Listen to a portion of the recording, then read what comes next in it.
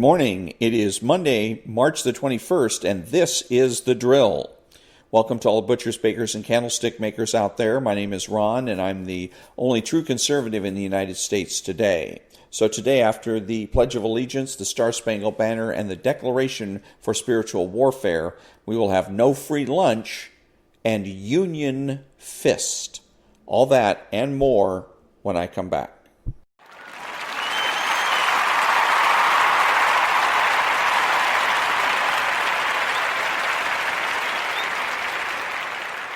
Thank you.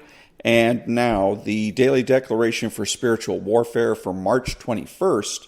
You will spoil those who attempt to spoil you.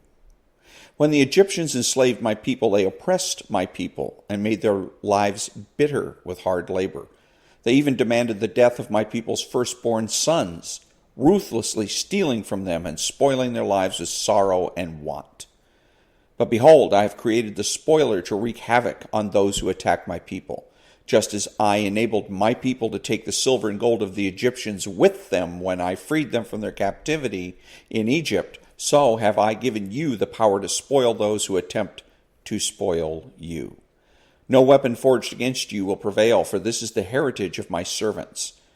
Through my Son you will have been given the authority to triumph over the powers and authorities that would threaten to oppress and enslave you. Isaiah chapter 54, verses 16 and 17, Exodus chapter 12, verses 35 and 36, and Colossians chapter 2, verses 13 through 15. Prayer declaration: lead the princes of darkness away spoiled.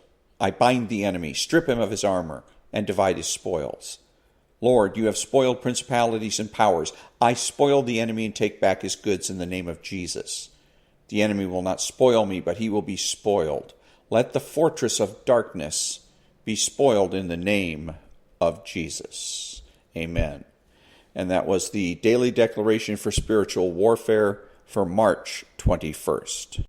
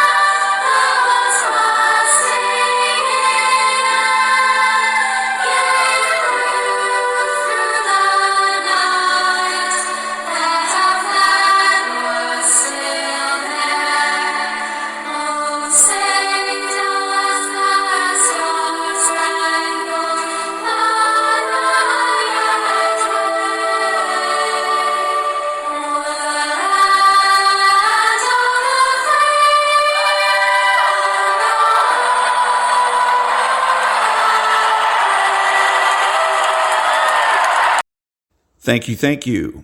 Who is the true conservative? He is religious and realistic. He is the person that understands that culture is the foundation for politics. He acknowledges a benevolent universe. He is patriotic and uses common sense. He makes judgments, refuses to speculate, speaks clearly and definitively, and is not afraid to say no. He's open-minded, asking why rather than why not.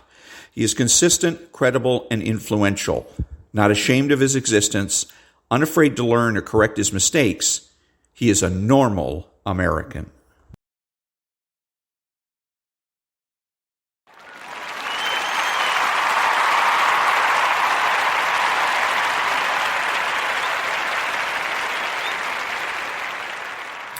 Thank you, thank you. What are the tactics in support of the strategy to rid America of socialist influence? The long-term tactics are to be a true conservative, talk like a conservative, act like a conservative, dress like a conservative, and think like a conservative. The short-term tactics are rhetorical. True conservatives need to win all of the arguments. That means don't prove a negative. Don't take their word for it. Don't be neutral, and ask plenty of questions.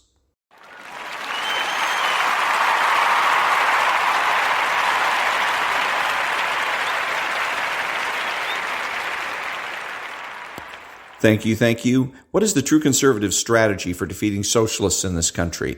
Socialists must be driven from positions of power, and since it is lefty counterculture that provides the foundation for their political success, true conservatives must resist left-wing counterculture and promote normal American culture. By changing our culture, we will change our politics.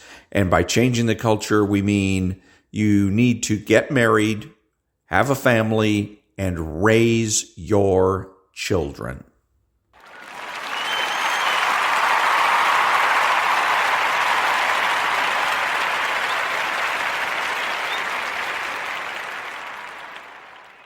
Thank you, thank you. What are the true conservative political priorities?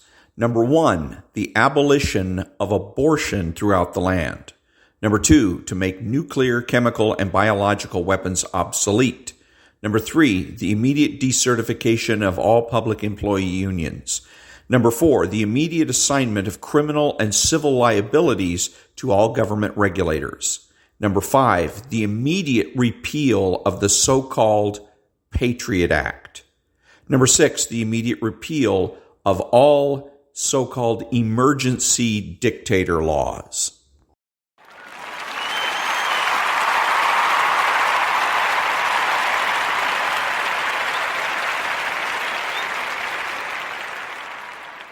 Thank you, thank you. Guess what?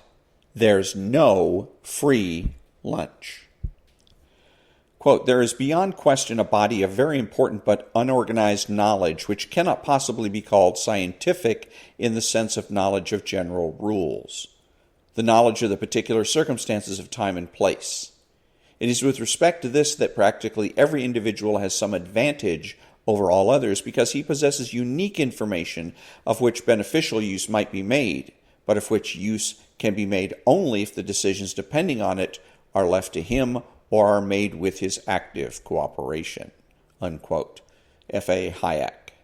We are really drilling into the knowledge problem here, and that is the particularity of knowledge that is necessary in economic management. Only individuals can possess the unique information which offers context and color to a decision they make. A centrally made decision that lacks such particular context is wholly inadequate and inferior. It would take almost no effort at all for us to imagine the plethora of ways in which individuals know particular things about their own decision tree that cannot be known by those who lack their experience, their surroundings, their particulars of time and place. An economy where those with knowledge act is to be earnestly desired over an economy where decisions are made by know-nothings. And that's no free lunch.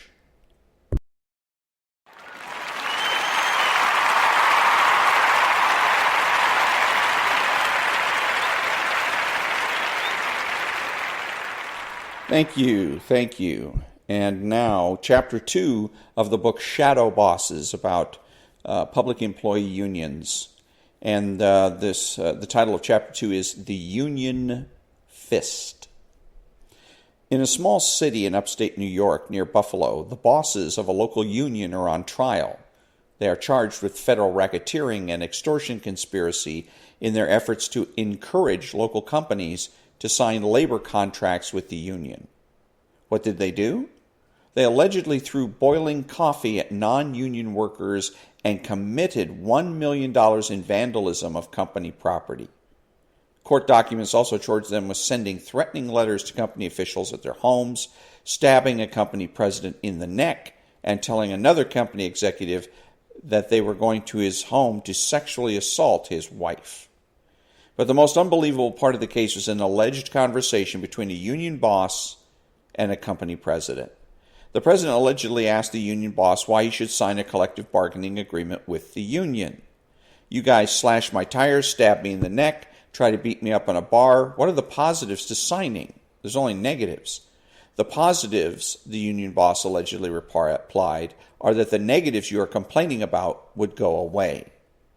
This story sounds like it has to be a joke, but it is taken directly from the grand jury indictment in the case.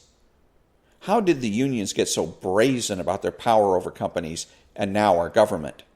Unions have a long history of thuggery, and the rise of government employee unions is likewise mired in corruption and deceit. It involves egregious threats of violence and high-level manipulation. But it started, as most awful things do, with good intentions. Labor unions rising. In the mid-1800s, labor unions started out as voluntary organizations of workers in particular trades. Workers joined unions of their own free will, and the unions bargained for better salaries, benefits, and working conditions on behalf of their members. In some cases, labor unions helped workers improve dangerous and unhealthy working conditions. The meat packers' unions, for example, were backed by the public thanks to the muckraking work of Upton Sinclair, author of the 1906 novel The Jungle. In that book, he depicted meat workers toiling under terrible working conditions. Some stumbled into rendering tanks and were made into lard, which went on grocery shelves nonetheless. In many cases, labor unions coerced workers to join their unions and brought violent, bloody strikes to their industries. Bashing heads and breaking kneecaps were accepted weapons in the union arsenal. But the important point is that unions started out as voluntary associations, even if those associations became less voluntary over time. So how did forced unionism begin and then spread to the government sector? It started during World War I, when President Woodrow Wilson relied on labor unions to organize workers for the war effort as an emergency measure to increase productivity and preserve labor peace. But it took the Great Depression to truly legitimize labor unions. The Depression and President Franklin Delano Roosevelt's class warfare rhetoric made people believe that the rich were making their money on the backs of poor workers. These people also came to believe that labor unions would rebalance the power between workers and business owners. President Roosevelt was one of the biggest proponents of labor unions and redistribution of wealth. Despite being an immensely rich white fellow, FDR despised the so-called moneyed class. The rich, he claimed, were trying to take excess profits from their businesses and, in the process, cheating workers out of what was rightfully theirs. Thus, laws needed to be changed to give labor unions more power to grab a bigger chunk of the profits. Fighting against excess profits by businesses was a popular rallying cry of the time, mainly because of its populist message, soak the rich. In a way, FDR was the first member of the broad Occupy Wall Street coalition. End of volunteerism. The father of the American labor union movement, Samuel Gompers, had opposed forcing workers into labor unions when he led the American Federation of Labor through 1924. No lasting gain has ever come from compulsion, he said. Furthermore, Gompers believed that man's ownership of his own labor is a precious right. The only difference between a free man and a slave is the right to sell or withhold his labor power. This precious right must be cherished and guarded against all invasions. Gompers had articulated a very important principle of workers' rights. Everyone has the right to sell or refuse to sell his labor in the marketplace. If workers decided to sell their labor collectively, that is fine, so long as it is their choice to do so and they're not forced into collective bargaining. But FDR wasn't concerned with preserving voluntarism in the labor movement. In 1935, Congress passed and FDR signed the National Labor Relations Act. The chief Senate sponsor of the NLRA was a New York Democrat, Robert Wagner, which is why the law is still commonly referred to as the Wagner Act. Wagner is a member of Roosevelt's Brain Trust and a true believer in the excess profits line of reasoning. The Wagner Act gave labor unions extensive powers to unionize workers in American businesses. Those powers would be extended to allow unions to organize government workers around a quarter century later. After the Wagner Act passed, workers would be forced to join a union and forced to pay union dues to get or keep their jobs.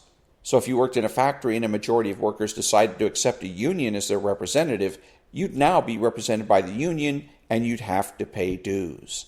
Only later in 1947 did the Labor Management Relations Act, also known as the Taft-Hartley Act, allow individual states to pass right-to-work laws giving workers protection against being fired for not paying union dues. And there are now 23 right-to-work states with these laws on the books. After the passage of the Wagner Act, businesses had a much harder time resisting labor unions who came in to unionize their workforce. As historian Burton Folsom explains, the Wagner Act certainly weighted the scales toward labor. The Wagner Act requires employers to bargain collectively with unions. It also forbids employers from using certain unfair labor practices to prevent employees from unionizing. The act also put into place a watchdog organization to make sure that the businesses were abiding by the new restrictions, the National Labor Relations Board. As you'd expect, the NLRB is usually used as a pro-union club against businesses. In 2011, the NLRB brought suit against Boeing for opening a new factory in Right-to-Work, South Carolina, instead of expanding its operations in union-dominated Washington state, which NLRB dropped when Boeing reached an agreement with the union in its Washington plant to expand production there. For nearly 2 years after the Wagner Act was adopted, it had relatively little impact because employees and businesses expected the law would be overturned by the U.S. Supreme Court as unconstitutional, as it should have been. In April 1937, the court, under intense pressure from FDR, who threatened to pack the court with additional justices to get the decision that he wanted, upheld the constitutionality of the Wagner Act in a 5-4 decision. Once approved by the court, the Wagner Act accomplished what Wagner and FDR had intended it to do: increase unionization. Membership in labor unions soared. The United Auto Workers actually experienced a 10-fold increase in membership in the year the case was decided. The other corollary was that within just a few months of the Supreme Court's decision upholding the Wagner Act, business profits fell dramatically. After job growth of almost 7 million jobs over the previous 5 years, the economy turned downward again in 1937, and 1.9 million jobs were lost from the economy.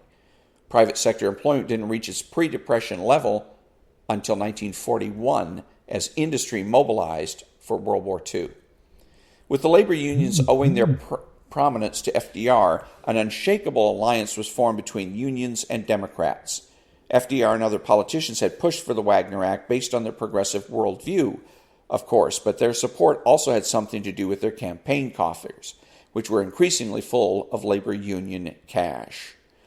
As the unions prospered, so did their favored politicians. Meanwhile, labor unions were focused on growing their membership and their bottom lines. "We're in business to make money," said thug boss Jimmy Hoffa of the Teamsters, who would disappear mysteriously in 1975. "We're out for every quarter we can get," James Pierce, the president of the National Federation of Federal Employees, agreed. "We all need more members, greater representation, more money for our political funds." William W. Wipsinger, the International Association of Machinists president, focused on socialist goals. "I'm convinced the only way organized labor can repel the armies of right-wing radicalism is by fighting for total redistribution of this nation's income and wealth." The mission hasn't changed. Unions are still pushing for forced redistribution of income from everyone else to them. Even FDR felt that extending collective bargaining to government workers would be disastrous because it could lead to government workers striking, and that would be disastrous and unthinkable and intolerable. However, the unthinkable and intolerable would soon become the law of the land.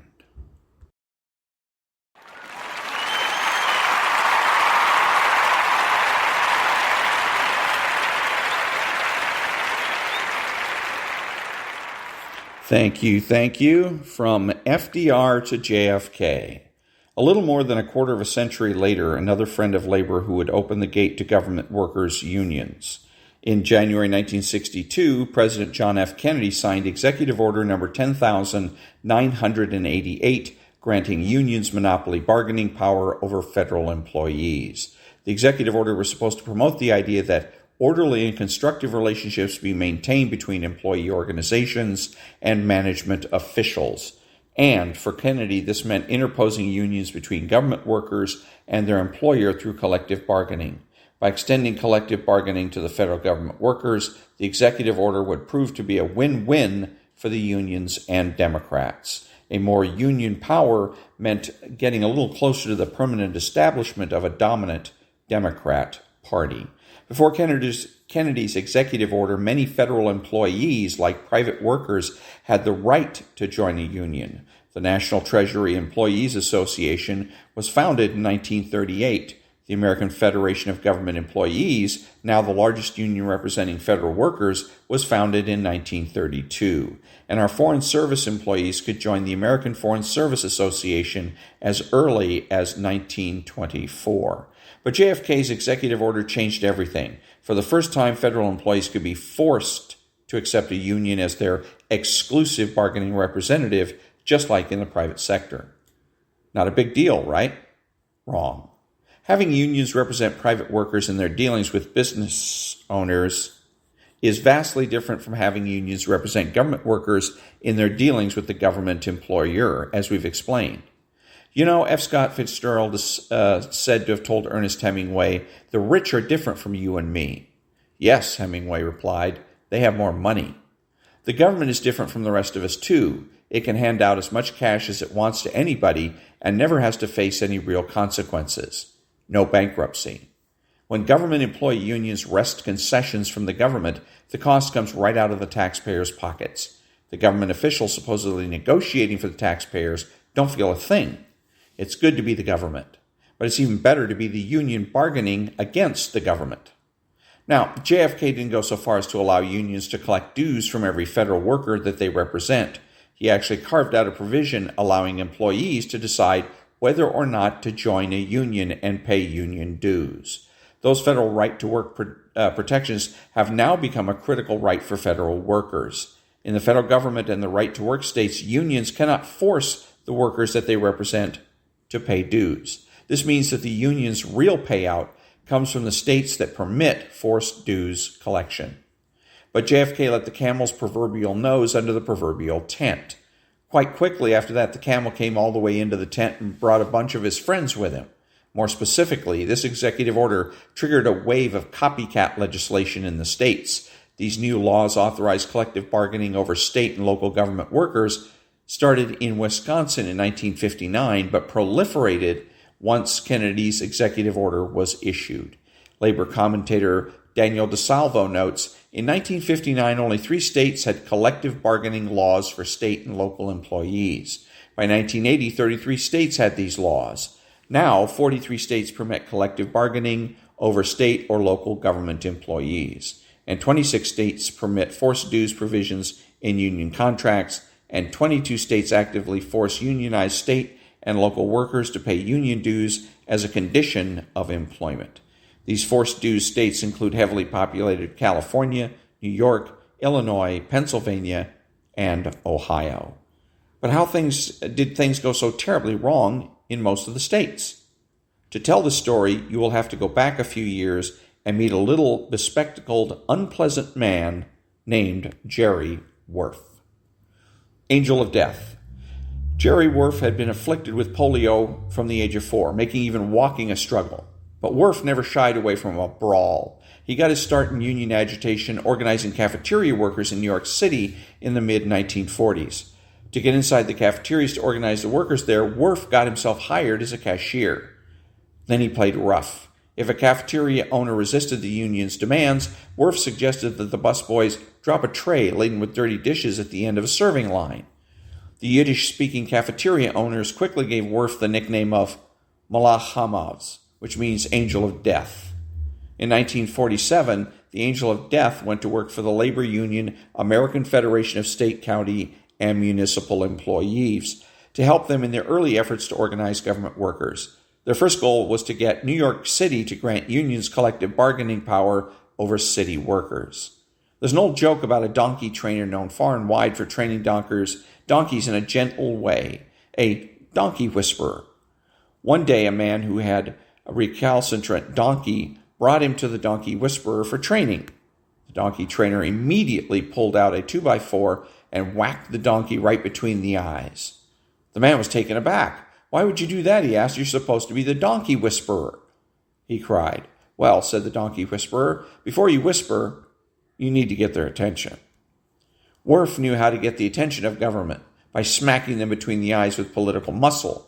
In return for giving the Union the power to organize government workers, Worf pledged direct political support to politicians, not just money, but turn out the vote support in the streets. He offered Democrat Robert F. Wagner Jr., the son of Senator Wagner, who sponsored the Wagner Act, support in his run for New York City mayor in 1954.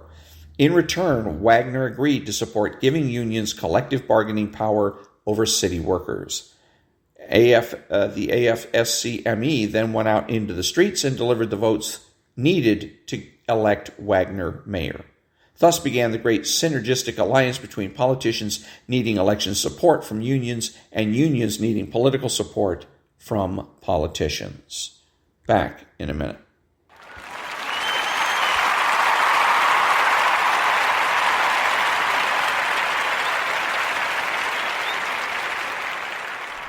Thank you. Burn, baby, burn. Worf's innovative arrangement with Mayor Wagner in New York City led to a groundswell in unionization of state and local government workers across the country, from 341,000 in 1961 to 5 million under union collective bargaining control a brief 15 years later. Worf's true agenda was to extend the New York City model across the country. In that effort, he was backed in full by the radical progressives who thought that a socialist America was just around the corner. Of course, it would take until 2008 for the real socialist America to come into being with the election of Barack Obama, but we'll get to that. Not all politicians were as accommodating to Worf as Wagner, and to get less accommodating politicians on board, Worf would have to break out a figurative 2x4, the classic union threat of violence and coercion. Violence has always bubbled under the surface of the union movement. Labor unions had always relied on the implicit threat that if things didn't go their way, they'd bring out the lead pipes. In many cases, this meant inciting violence and then allowing it to spin out of control. In other words, burn, baby, burn. Let's look at what happened when Worf got involved in 1968 in the Union hostile territory of Memphis, located in Right-to-Work, Tennessee. Worf came to woo the new Memphis mayor, hoping to secure monopoly bargaining and automatic dues checkoff privileges for the local AFSCME Sanitation Workers Union. Memphis Blues. Working conditions for Memphis sanitation men were degrading and dismal at the time. By then, the famous Dempster dumpster technology, that's the sound that wakes you up at 5 a.m., when wheeled waste containers are mechanically tipped into a garbage truck, had already been available for 3 decades, but not in Memphis. There, sanitation men still had to pick up and carry metal garbage cans and dump them into heavy leather tubs. Then they had to sling the tubs over their shoulders and carry them through people's yards.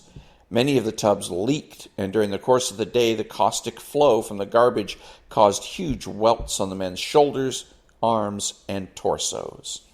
There were still more indignities. White crew chiefs typically addressed black sanitation collectors as boy, and black men were not promoted to the job of supervisor. Also, the sanitation men were paid to cover a certain number of city blocks per day, no matter how long it took, with no overtime. In 1968, their average weekly pay was a bit over $70 a week.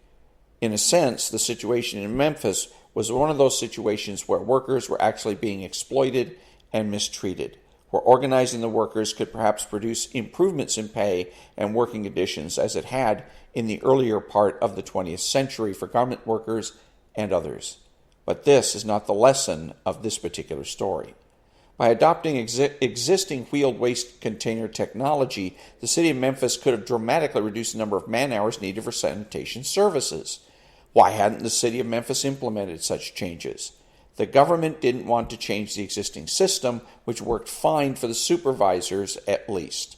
Worf himself noted, one of the real problems in public service is that the people who make management decisions may not be as concerned with efficiency and profit and loss as management in private industry would be. In any case, the sanitation workers called a strike in February 1968. Worf got involved, both to make sure that the strike succeeded and to get the city to recognize the AFSCME local as the sanitation workers' exclusive bargaining representative. It might not have been the perfect moment to strike because it violated a few important principles that Worf had developed for a successful strike. First, Worf said that if you are stupid if you have a garbage strike in January or February. It doesn't stink as much as if you have it in the middle of the summer.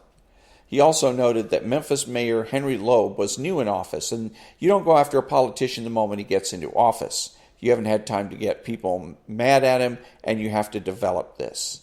Worf didn't call the strike and would have advised anyone against it. But once workers were sent out on strike, he was not going to send them back to work without getting concessions from the city. When faced with striking sanitation workers, Mayor Loeb agreed to institute overtime pay and uniform retirement benefits and to fight racial discrimination. But he refused to recognize AFSCME as the sanitation workers' exclusive bargaining representative and claimed that Tennessee law gave him no authority to hand union officials special privileges. He also refused to allow dues checkoff, which would have required the city to collect union dues on behalf of the union. Dues checkoff was critical to the union, but not very important to the workers themselves. Because AFSCME wouldn't be recognized and they wouldn't get dues checkoff, Worf kept the workers out on strike. As the strike dragged on for weeks, both the sanitation workers and the city of Memphis faced real hardships. Back in a minute.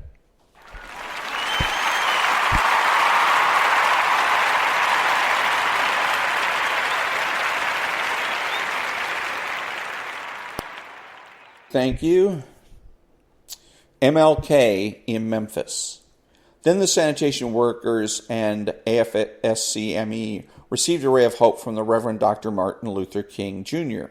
Dr. King knew about the labor union's long history of sanctioning racial discrimination in employment, which union officials had not yet fully repudiated. But he supported the rights of working men and women as part of his civil rights mission. He therefore agreed to speak at a pro-strike rally of 15,000 people in downtown Memphis and then to come back and lead a march through the city's streets. The procession, however, quickly turned violent. Marchers and police clashed. Youths broke away and began looting local stores. Having declared for many years he would never lead a violent march, Dr. King returned to his motel under his advisor's recommendations and then went home to Atlanta. But Dr. King soon announced that he would return to Memphis for another march on April 5th. And on that well-publicized return to Memphis, escaped convict James Earl Ray shot King to death. Ray had been planning to murder King in Atlanta, but he soon learned through the newspapers of King's Memphis visit. Dr. King's stalker arrived in Memphis on April 3rd and was able to learn from the thoughtlessly informative local papers not just the motel, but also the very room number where his target was staying.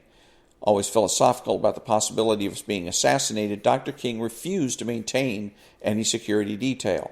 On the night of April 3rd, King addressed a large crowd and gave his famous and prophetic speech.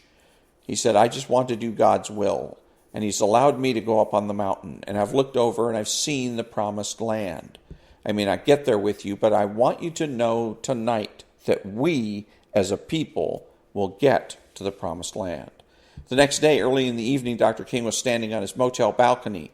A single fatal shot by Ray brought down the great civil rights leader. Although the assassination was not connected with the sanitation workers' strike, Worf would make sure that AFSCME would be forever linked with Dr. King's martyrdom when the history of the labor movement was written. Never waste a good crisis. Tragic as the assassination was for our nation, it was somewhat less tragic for Worf and the AFSCME, who quickly used the crisis to their advantage. Worf might have agreed with President Obama's first chief of staff, Rahm Emanuel, who made the famous statement, "You never want a serious crisis to go to waste." Emanuel explained further what he meant by that is that a crisis gives you an opportunity to do things you think you could not do before. Dr. King's assassination gave Worf the opportunity to end the strike on terms favorable to his union. On the very evening of the murder, Worf called William Welsh, then an assistant to Vice President Hubert Humphrey, and later to the union's political director. Unless the White House quickly intervened to settle a strike in favor of the sanitation workers, Worf warned, violence would be the rule of the day. I don't know what buttons to press, Worf said, but Memphis is going to burn. The day after the King assassination, the White House dispatched Undersecretary of Labor James Reynolds to Memphis to prevent the violence that Worf had predicted by bringing the strike to an end. The strike was quickly settled with the city, and indeed riots did not occur in Memphis. Sanitation workers continued to lug tubs with 40 to 55 gallons of trash through people's backyards for low pay, but were now represented exclusively by Worf's union with dues checkoff. Worf's union then quickly proceeded to go after other city employees in Memphis. Fortunately for Mr. Worf and his cohorts, very few of the millions of Americans who sympathized with the plight of Memphis sanitation men during their strike in 1968 paid any attention to how it actually turned out for them.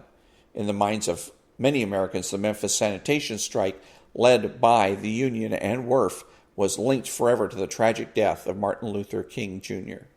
The association between King's assassination and the Memphis strike thus identified the union in the public mind as a union linked to the surging civil rights movement. Worf suddenly became a unionist of national stature.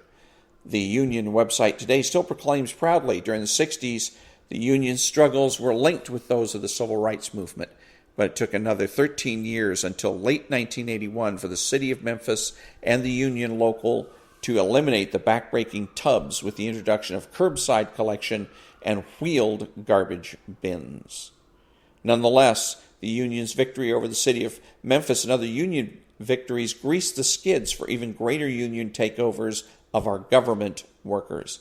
Cascades of government workers in cities and states across America were going over the Union Falls, and worker freedom was going over those same falls in a barrel. Back in a minute.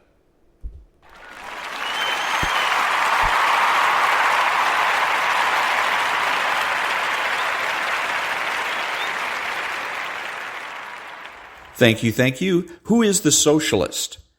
He is the man that is spiritual. He's the man that seeks consensus. He's subjective, petty, and small, taking everything in life personally. He's outrageous, boring, and rude. He pretends to be a leader and a change agent. He pretends that he's your friend. He is sly, cunning, and deceptive. He dresses, acts, and speaks like a slob. He is informal and terminally unique. He is childish and pretends that he knows nothing. He has no conscience and pretends that might makes right and that the ends justify the means. He is impulsive and rationalizes his behavior. He is deterministic, blaming others for his mistakes. He is skeptical, demanding that others solve his problems. His unreasonableness and irresponsibility make him a bad role model, bad father, brother, family member, friend, and a bad person, period. So if you think that you can be friends with a socialist, think again.